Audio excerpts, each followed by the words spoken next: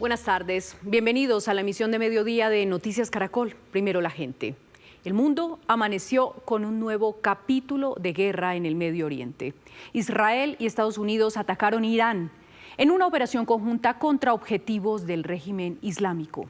Entre ellos había 3 lugares en los cuales estaban los altos cargos. El canciller iraní aseguró que el líder supremo, el ayatolá Ali Jamenei, y todos los altos dirigentes están vivos, pero Israel asegura que en los ataques murieron el ministro de Defensa y un comandante de la Guardia Revolucionaria. Pero también hay víctimas civiles, pues resultó impactada una escuela de niñas en el sur de Irán y se reportan 85 muertos. Aquí vemos en vivo lo que sucede en el Medio Oriente y en algunos lugares de las potencias occidentales, pues Irán respondió lanzando misiles contra Israel y contra bases militares de Estados Unidos en Qatar, Emiratos Árabes, Bahrein y Kuwait. El espacio aéreo de toda la zona permanece cerrado, pues a esta hora está en marcha otra serie de bombardeos. Esta es la crónica de una mañana de guerra. Una estela de humo se elevó en el centro de Teherán después que Estados Unidos cumpliera su amenaza y junto a Israel lanzara ataques masivos contra Irán.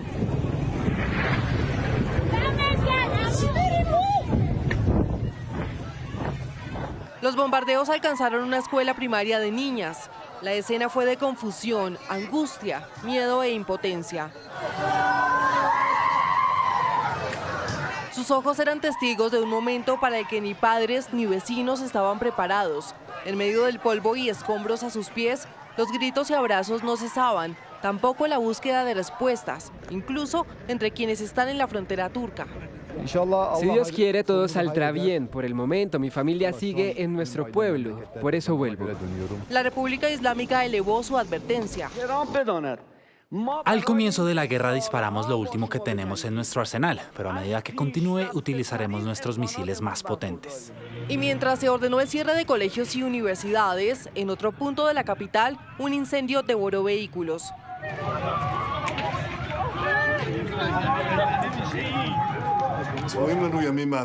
Pero el riesgo de no actuar es inconmensurablemente mayor, porque si no actuamos tendremos una Irán nuclear. No pasó mucho tiempo antes de que las alarmas antimisiles empezaran a sonar en Israel, pues la respuesta iraní ya estaba en camino.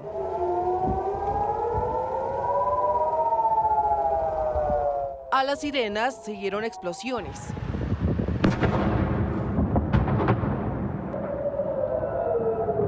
Las calles empezaron a quedar vacías y presos del pánico algunos israelíes corrieron en busca de refugio. En Tel Aviv, esas fueron las reacciones. Es el lugar ideal cuando no hay seguridad afuera. La mayoría de los edificios en Tel Aviv, en el centro de Tel Aviv, no tienen una habitación segura. Comprendimos que había un ataque y que debíamos estar preparados. Ya estábamos preparados con nuestras mochilas de emergencia. Los hospitales trasladaron a sus pacientes a salas bajo tierra.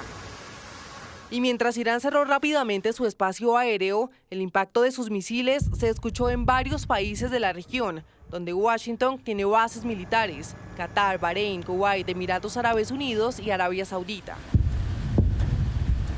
Entre tanto, Reino Unido dijo que aviones de guerra británicos estaban involucrados en operaciones defensivas en Medio Oriente, pero no jugaron ningún rol en el ataque contra Irán.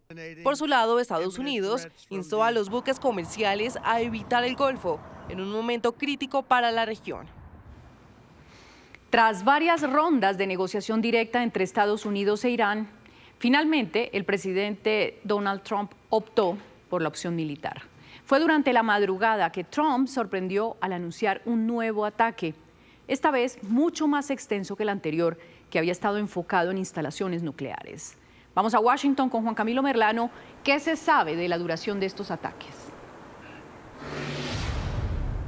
Margarita, no es claro, lo que sí es claro es que el objetivo es mucho más ambicioso. Un cambio de régimen en la República Islámica, eso lo dejó claro el presidente Trump en sus declaraciones de la madrugada, pero también en una entrevista particularmente que dio con el Washington Post durante la madrugada. El presidente de los Estados Unidos ha estado monitoreando durante las últimas horas desde su club en Mar-a-Lago, en Florida, donde se encuentra este fin de semana, el desarrollo de esta ofensiva. Sostuvo una llamada con el primer ministro de Israel, Benjamín Netanyahu, como lo confirmó la portavoz de la Casa Blanca, Caroline Leavitt, y hay una fotografía publicada por la oficina del primer ministro de esa conversación, porque esta ofensiva es conjunta entre ambos aliados. El presidente Trump reconoce que se pueden perder vidas de estadounidenses, pero que esta lucha es por el futuro. Un mensaje publicado a las 2:30 de la mañana desde Florida y portando una gorra blanca de Estados Unidos fue la notificación del presidente Donald Trump. Hace poco el ejército estadounidense inició operaciones de combate a gran escala en Irán. Nuestro objetivo es defender al pueblo estadounidense, eliminando las amenazas inminentes del régimen iraní, un grupo despiadado de gente muy dura y terrible. Operación Furia Épica. Ese es el nombre escogido por Estados Unidos para el inicio de una campaña militar, con el respaldo de Israel, que ya se veía venir dado el gigantesco despliegue en el Medio Oriente. Se hicieron intentos diplomáticos, pero para el mandatario estadounidense, Irán no hizo las concesiones necesarias y al contrario, intentó reconstruir su arsenal nuclear. Por estas razones, el ejército estadounidense está llevando a cabo una operación masiva y continua para impedir que esta dictadura perversa y radical amenace a Estados Unidos y a nuestros intereses fundamentales de seguridad nacional. Destruiremos sus misiles y arrasaremos su industria misilística. Quedará totalmente destruida una vez más. Aniquilaremos su armada. Una operación en la que el presidente Trump también se tomó el tiempo para tratar de diferenciar entre el régimen y la ciudadanía, enviándoles un mensaje directo a ellos de que es el tiempo de un cambio de régimen. Al gran y orgulloso pueblo de Irán, les digo esta noche que la hora de su libertad está cerca. Manténganse resguardados, no salgan de sus casas, es muy peligroso afuera. Caerán bombas por todas partes. Cuando terminemos, tomen el control de su gobierno, será suyo. En el mismo sentido, le lanzó una advertencia a los militares iraníes. A los miembros de la Guardia Revolucionaria Islámica, a las Fuerzas Armadas y a toda la policía les digo esta noche que deben de poner las armas y así tendrán inmunidad completa o como alternativa enfrentar una muerte segura. El ataque, según lo que ha trascendido, fue notificado poco antes a un grupo de 8 líderes en el Congreso de los Estados Unidos.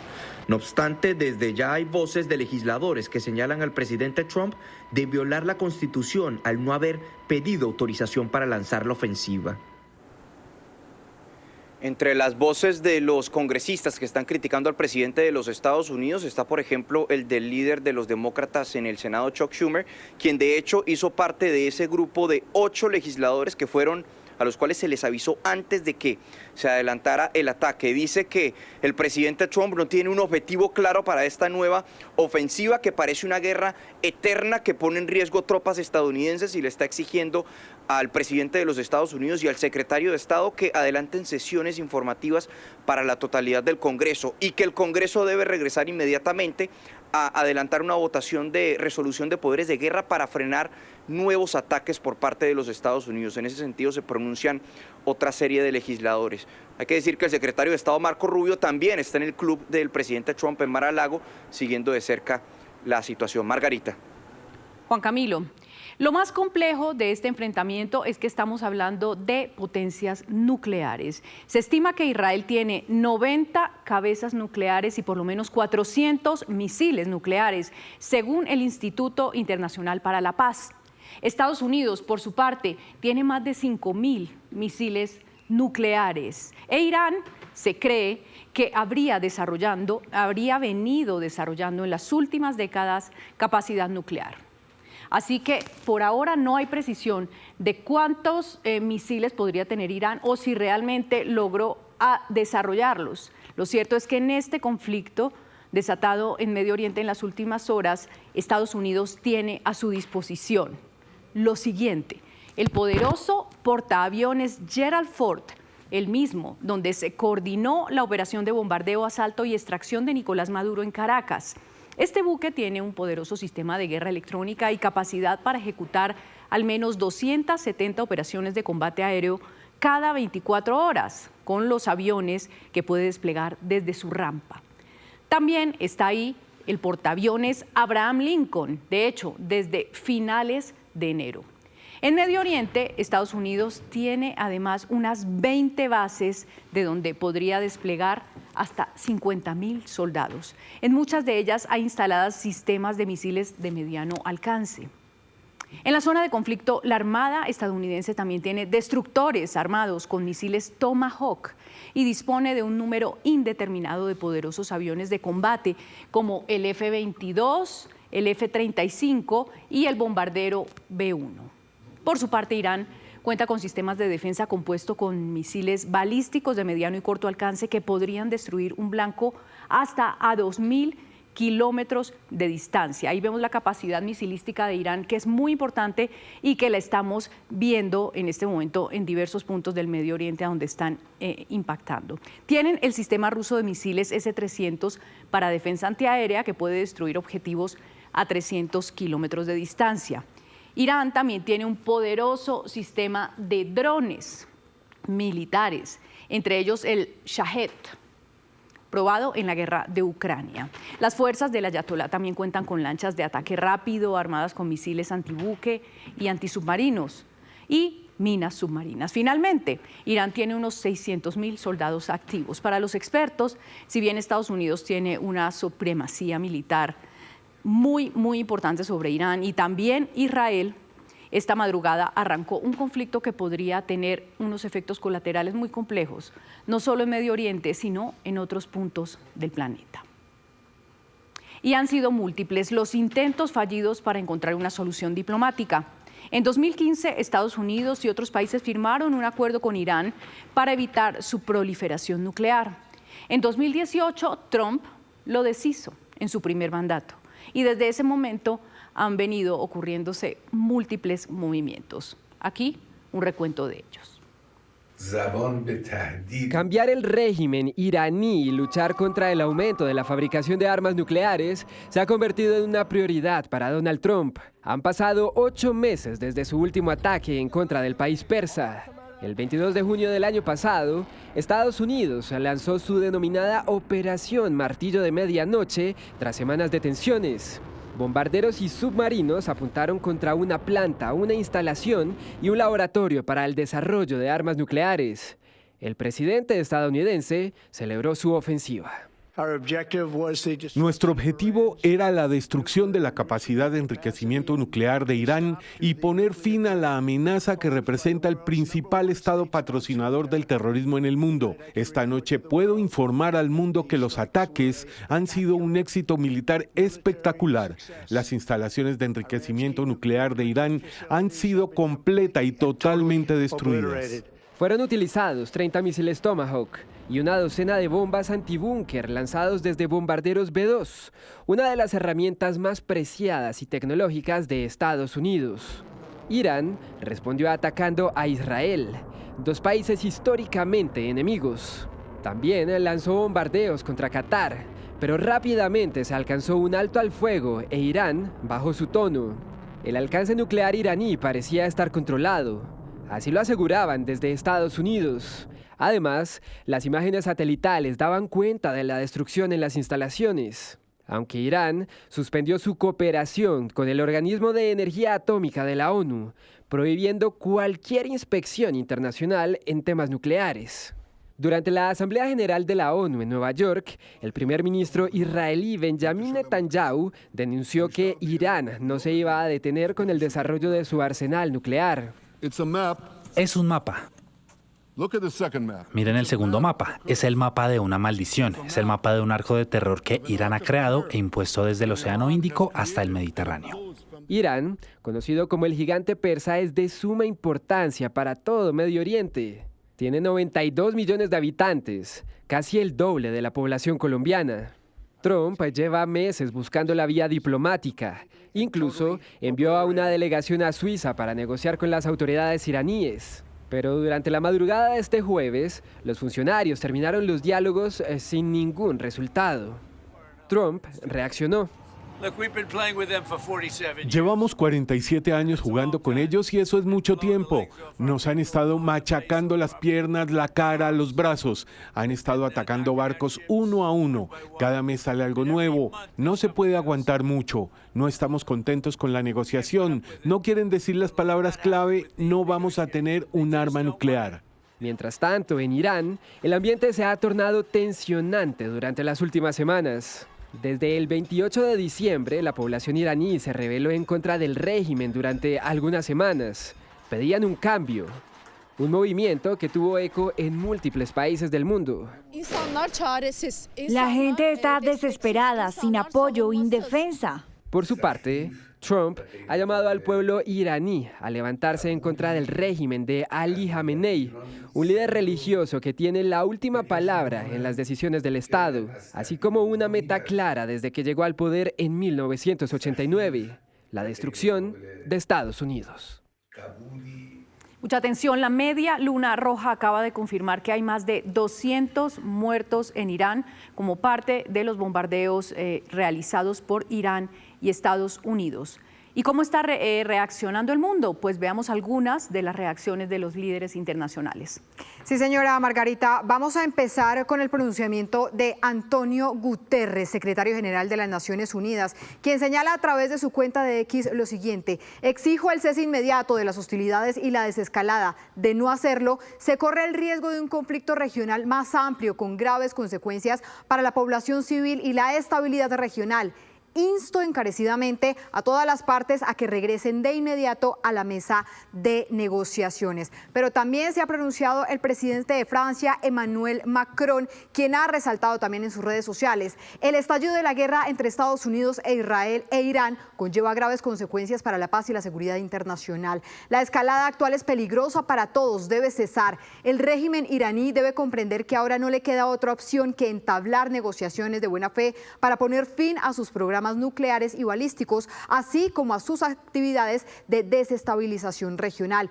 Esto es absolutamente necesario para la seguridad de todos en Medio Oriente. De igual modo, también hay pronunciamiento del presidente de Ucrania, Volodymyr Zelensky, quien pidió seguridad y estabilidad para Oriente Medio y reiteró: los acontecimientos en Oriente Medio y la región del Golfo se están desarrollando con extrema rapidez. Desafortunadamente, Ucrania sabe perfectamente de qué se trata. Aunque los ucranianos nunca amenazaron a Irán, el régimen iraní decidió hacerse cómplice de Putin y le suministró drones Shahed.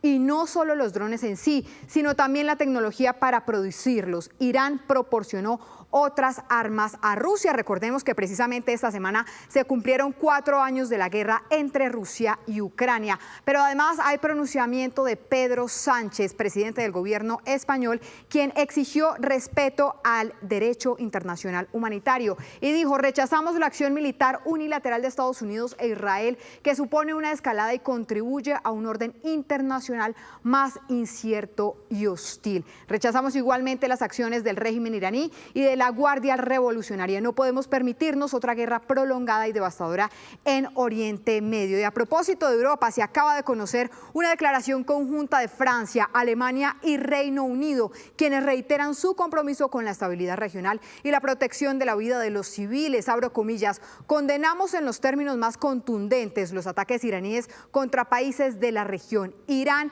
debe desistir en sus ataques militares indiscriminados. Y finalmente tenemos el pronunciamiento del presidente Gustavo Petro, quien ha señalado: creo que el presidente Trump se ha equivocado hoy. Es la paz del mundo la causa común de la humanidad. Naciones Unidas impotente debe reunirse de inmediato y declarar que es la hora de la paz mundial. Margarita. Catalina, gracias. De hecho, está convocado el Consejo de Seguridad de la ONU para esta noche con un alcance, digamos, siempre limitado, como ha venido ocurriendo en los últimos meses. En Noticias Caracol en Vivo habló Gabriel Ayón, fundador del Instituto Diplomático de Israel, quien relató cómo se resguardan tras los contraataques y la preocupación detrás del armamento nuclear iraní. Gabriel, ¿cómo está la situación en este momento en Israel? Primero le arranco preguntando eso. Bueno, primero puedes ver que no estoy en un ambiente normal, estoy en un refugio acá del edificio donde vivo porque han sonado la alarma la vez número 15 o 16 desde esta mañana. Claro. La situación acá está bastante tensa. Tenemos desde la mañana múltiples ataques. Es contraataques porque Israel comenzó el ataque con Estados Unidos en Irán. Lo que pasa es que nosotros estamos contra blancos militares y del gobierno, mientras que ellos están atacando los blancos civiles, o sea, todas las ciudades de Israel y los países de la región, Abu Dhabi, Dubái, Qatar, Bahrein, Arabia Saudita, etc. Gabriel, ¿por qué históricamente Israel e Irán son países enemigos? Israel era una amiga íntima de Irán hasta el año 79. En 1979 se cambió el régimen en Irán y el régimen se convirtió en islamista extremista, la del Ayatollah Khomeini. El Ayatollah de hoy, el líder supremo de ellos actualmente, Khamenei, sigue en la misma línea del antiguo Ayatollah, del antiguo líder supremo, que está contra todo lo que no es musulmán, chiita de su secta exactamente. Era bastante claro que eso llegará, pero primero hay que agotar todas las opciones diplomáticas y de negociaciones antes de comenzar la guerra. Como dicen los latinos, siempre es mejor tener un mal arreglo que un buen pleito, pero ya llegamos al pleito. Gabriel, ¿cuál es la preocupación de Israel y de Estados Unidos por las armas nucleares de Irán? Ok, es muy fácil de protegernos contra un arma convencional, o sea, bombas de diferentes tipos. Sabemos, tenemos cuartos de refugio, tenemos cuándo entrar y cuándo salir. Es relativamente fácil recoger las víctimas, pero cuando se trata de armas nucleares, cada uno de nosotros recuerda desde la infancia las fotos de Hiroshima y Nagasaki, donde cientos de miles de personas han muerto de diferentes niveles, o sea, los diferentes niveles de heridas, desde la radiación, la fusión nuclear misma, y luego en círculos más lejanos por la cantidad de radiación que tienen sus cuerpos. Entonces es un asunto que no sabemos cómo proteger contra él, al igual como la guerra biológica y química. Y para entender más, tenemos a nuestra analista internacional, María Teresa Aya. Teresita, este es el desenlace de meses de tensiones. ¿Qué fue lo que, digamos, la gota que colmó la copa de un ataque anunciado además? Margarita, buenas tardes. Efectivamente, es un ataque anunciado. Desde que el presidente Trump llegó al poder hace un año, Irán está bajo la lupa, bajo la mirada del presidente Trump. Y es que, como estábamos viendo en la entrevista del doctor Ayón, el tema nuclear preocupa enormemente al presidente Trump y al mundo. No tienen confianza en que un Estado como Irán pueda o no manejar arsenal nuclear. Hacían la referencia a Hiroshima, y es que no hay confianza en que Irán, repito, pueda manejar un arsenal nuclear sin acabar con sus países vecinos o con el mundo. Por eso ya habíamos visto el 15 de junio del año pasado el ataque con ese supermisil de Estados Unidos, 57 metros bajo tierra, a las instalaciones nucleares. Luego vimos varios meses de rifirrafe entre los dos países y la semana pasada, es interesante, estaban negociando en Ginebra el tema nuclear.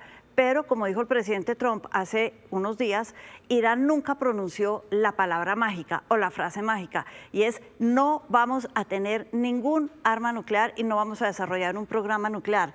Eso llevó a que atacaran a diferentes ciudades, como vemos aquí, no solamente las ciudades donde hay armamento nuclear, sino varias ciudades en Irán. Teresita, hay un tema importante que no hemos tocado y es el factor interno en Irán, donde ha habido unas protestas grandes contra el régimen iraní, contra los ayatolá, el régimen islámico, y además una represión muy fuerte, asesinatos, detenciones de manifestantes. También sobre eso había habido una advertencia de Trump. ¿Cómo funciona este otro factor?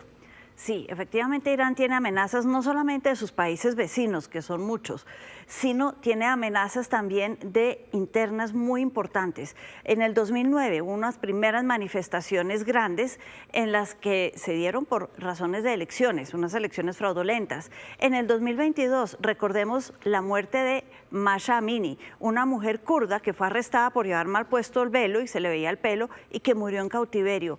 Y en el último mes vimos grandes protestas por el tema económico. Lo importante de las últimas protestas es que estas fueron las más grandes y las más masivas que ha habido en Irán desde que llegó al poder el régimen islamista en 1979. En ese sentido, enfrenta grandes problemas internos porque hay una represión, no hay derechos políticos, no hay derechos para la oposición, y el presidente Trump había dicho, y lo repitió en su discurso de anoche, que mientras no haya alguna reforma política, pues los iraníes están llamados, dijo él, y lo repitió como digo yo, lo repitió, dijo, están llamados a protestar y a tomarse el régimen en Irán. Y finalmente, Teresita, veamos el papel de Trump, de Estados Unidos. Otra guerra sin autorización del Congreso, digamos una acción radical tomada en términos de una decisión de política exterior.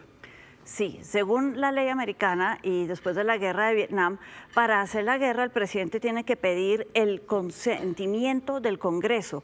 Pero en este caso, aquí hay dos cosas importantes que ha dicho el presidente Trump y que está jugándoselas en el Congreso. Uno, en su discurso de anoche dijo que ya le había avisado a los 8 líderes de los 8 comités importantes del Congreso sobre esto. Esto, mientras no haya tropas americanas desplegadas en Irán, le dan 90 días para mantener la operación en Irán y en 90 días tiene que volver al Congreso y preguntarles, ¿sigo? ¿Necesito su permiso? ¿Están de acuerdo o no? Y es que lo interesante, Margarita, es que él está legitimando todo esto en la defensa de los Estados Unidos, la defensa preventiva frente a un régimen que en 1979 declaró a Estados Unidos el gran Satanás, enemigo de Irán y que lo va a destruir. Frente a esa aniquilación, y ya ha atacado varios cuarteles, hoy vimos bases militares, son parte del eje del mal. Frente a esa declaración de Estados Unidos como un gran enemigo, la declaración del presidente Trump de que está actuando en defensa de los intereses de Estados Unidos le da cierta legitimidad. Repito, mientras no haya tropas americanas en Irán, porque ahí estamos hablando de otro problema que tal vez no tiene tanta popularidad o legitimidad en Estados Unidos. Teresita, ¿y por qué hay un ataque? Y Teresita, vamos a continuar con el análisis para entender lo que está pasando en Medio Oriente y nos conectamos en este momento con Junior Aguirre Gorgona, analista político internacional. Es escritor, máster en Derechos Humanos y profesor de Historia Hebrea y Política Global. Junior, buenas tardes en Costa Rica. Queremos preguntarle por qué este ataque conjunto contra Irán. ¿Qué amenaza supone Irán para Estados Unidos, para Israel y en materia nuclear? Muy buenas tardes, saludos desde Costa Rica y gracias nuevamente por la invitación. Efectivamente, creo que la pregunta no pudo ser mejor planteada ahorita mismo. Irán representa una amenaza directa en varios aspectos, en el aspecto político, en el aspecto social, en el aspecto económico y en relación a Israel y a los países aliados de Estados Unidos en la región, una cuestión existencial, porque estamos hablando de que si Irán logra alcanzar la ojiva nuclear, ya tiene los misiles balísticos, por lo tanto tiene la capacidad de desplegar militarmente armas nucleares para atacar no solo a sus enemigos más cercanos, sino también a sus enemigos más lejanos, en este caso sería los Estados Unidos.